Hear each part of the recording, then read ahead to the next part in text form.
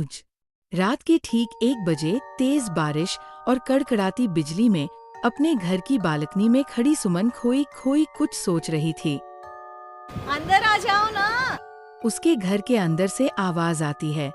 तब भी सुमन काले अंधेरे में खड़ी न जाने किसका इंतजार कर रही थी, जिसमें से एक औरत अपने 2 बच्चों के साथ उसके पास वाले घर में लाल रंग की एक कार से उतरती है और बारिश में भागती हुई सामने वाले घर में चली जाती है।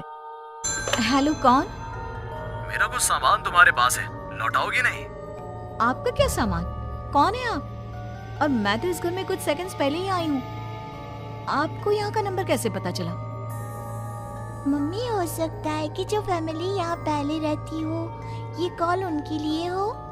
नहीं नहीं, ऐसा नहीं है। बाहर कड़कड़ाती बिजली। एक अनजान आदमी के फोन ने नेहा को डरा दिया था। वो फौरन कॉल रख देती है। चलो बच्चों, कमरे में चलते हैं, मैं तुम्हें सुला देती हूँ। पर यहाँ इतने अंधेरे में तो कुछ भी नहीं दिख रहा मम्मी। फ्लैश लाइट ऑन करो ना। नेहा फ्लैश ऑन करती है, जहाँ उसे ऊपर जाने की सीढ़ियाँ दिखती हैं और चारों तरफ सफेद कपड़ों से ढके हुए फर्नीचर। तभी नेहा की 3 साल की बेटी उससे कहती है, मम्मा घोस्ट। नो माय लव, ये तो व्हाइट क्लोथ्स हैं। चलो ऊपर, मम्मा आपको स्टोरी सुनाएगी, सुनिए ना। चलो चलो चलो। नेहा स्ट्रॉबेरी को गोद में उठाती है और रोहन के साथ सीढ़ियाँ चढ़ना शुरू करती है। एक एक कदम उसे ऐसा एहसास हो रहा था मानो वो सीढ़ियों पर नहीं दलदल में कदम रख रही हो। ये मेरे पैर सीढ़ियों में धंस क्यों रहे हैं? बहुत देर चलने के बाद सीढ़ियाँ खत्म होती है। ऐसा लग रहा है मानो मैं जन्म से बस चल ही रही हूँ। जैसे तैसे थकी हारी नेहा ऊपर कमरे में पहुँचती है। जैसे ही फ्लैश बेड पर पड़ता है, वो देखती है कि उसके दोनों बच्चे पहले से ही बिस्तर पर सो रहे हैं। मेरा सर चकरा रहा है। बच्चे तो मेरी गोद में थे, यहाँ कैसे आ गए? और वो भी मुझसे पहले। नेहा कुछ समझ नहीं पाती और बेसुध होकर जमीन पर गिर पड़ती है। अगली सुबह उसकी आंखें सूरज की किरणें चेहरे पड़ने से खुलती है।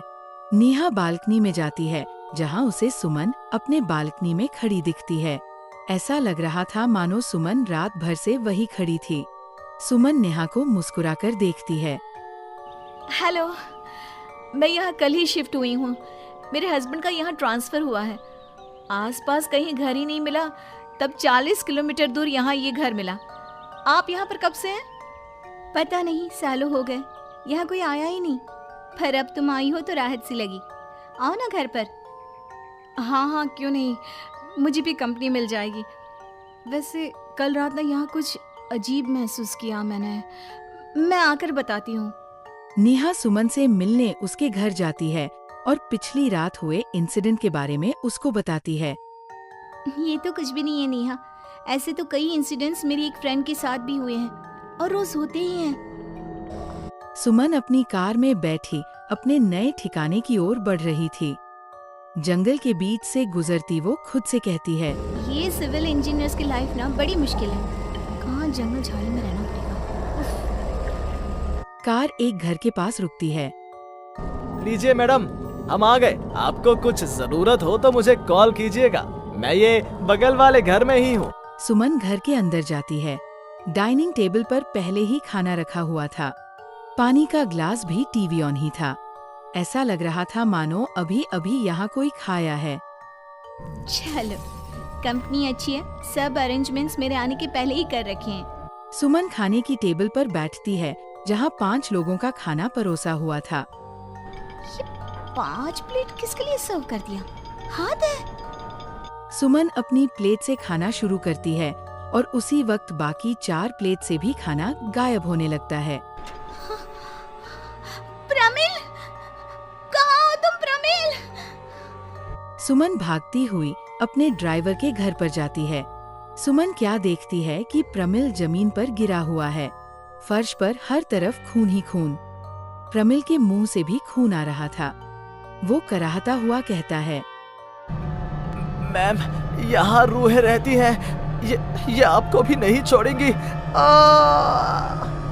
ये कहते कहते ही प्रमिल दम तोड़ देता है और सुबह के 11 बजे अचानक ही अंधेरा छा जाता है। चारों तरफ से अजीबोगरीब आवाजें आने लग जाती हैं। मम्मी, आई, अरे कोई खाना देगा क्या मुझे? अरे जी सुनिए ना, प्लीज प्लीज मुझे मत मारो। पापा बचाओ, ये लोग कौन है? सुमन अपने दोनों हाथों से अपने कान को बंद कर लेती है और जोर जोर से चीखती है। अचानक एक सन्नाटा चारों ओर फैल जाता है। सुमन प्रमिल के घर से बाहर निकलती है। चारों ओर घुप अंधेरा।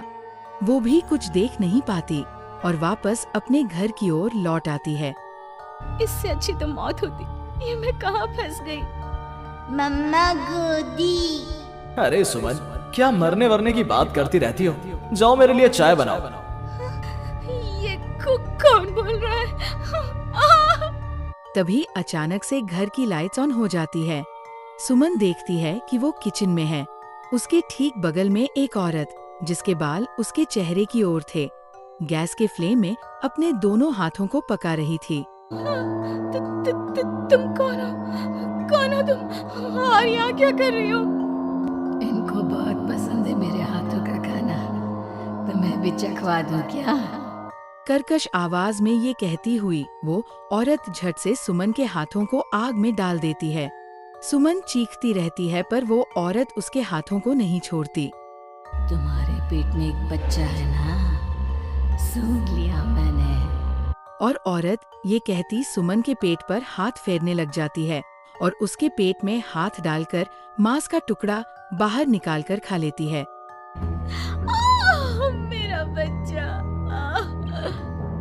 ये तो कुछ भी नहीं, उधर देखो। औरत दीवार की तरफ इशारा कर दी है। दीवार पर खून के ऐसे धब्बे थे मानो नवजात शिशुओं को उसी दीवार पर पटक कर मार दिया गया हो। तभी वहाँ लगभग 5 साल का एक बच्चा आता है। उसका शरीर पूरा सफेद और आंखें काली थी। माँ, भूख लगी है। वो औरत अपने आग में सेंके हुए हाथ को वही पास में पड़े चाकू से काटकर बच्चे को खाने को दे देती है। सुमन तो समझो अब मर ही चुकी थी। इतना कुछ देखने के बाद कौन ही जिंदा रह सकता था। अब उसका शरीर भी गवाही दे रहा था। एक कदम भी चलना मुश्किल था। वो दीवार को पकड़ कर बाहर हॉल में आती है, जहाँ डाइनिंग टेबल पर 5 लोगों को बैठा देखती है। बिना सर का एक आदमी टेबल पर अपने बीवी और 3 बच्चों के साथ बैठा था।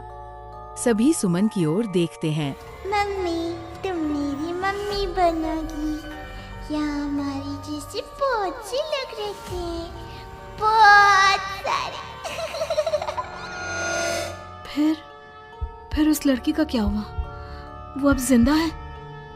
हाँ, उन लोगों को एक जिंदा इंसान भी चाहिए था, जिसे वो रूहें रोज मारे, रोज। पता नहीं कितनी ही रूहें हैं, आज भी 1-2 तो दिखी जाती हैं। वो लड़की तो बस निकलने का राह ढूंढ रही है, पर वो निकलेगी कैसे? क्या कोई तरीका है? हाँ, किसी और को उन रूहों के हवाले कर देना यही एकमात्र रास्ता है। तो उसने किसे उन आत्माओं के हवाले किया? किया नहीं, अब करेगी। तुम्हें ये वही घर है और वो लड़की मैं हूँ। अलविदा नेहा।